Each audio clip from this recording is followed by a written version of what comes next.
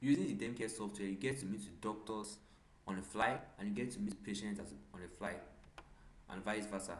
Whether you're a doctor or a patient, it doesn't matter. So we have a patient portal, we have a doctor portal, and then we have the NAD portal. The NAD portal, we have that is more of with the National Association of Dermatologists of that particular country, where we are installing the software, because we need medical practitioners that are licensed to work, because we are dealing with human health here, and we made it portal so that they can register practitioners, they can delete practitioners, they can suspend practitioners.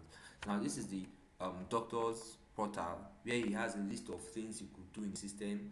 He could chat up with his patients, he could send mails, he could search for a particular doctor that he wants to talk to, and then it gives him the this thing. So now the patient itself, this is the patient's portal. He can search for doctors, he can add up doctors, um he can upload problems that he's having, like issues and the like. So now going to the session deck, where this is the like the virtual office, like this is the virtual office of the dermatologist. Here he can call the patient, he can video call the patient, he can send him messages, he can also like create a session invoice.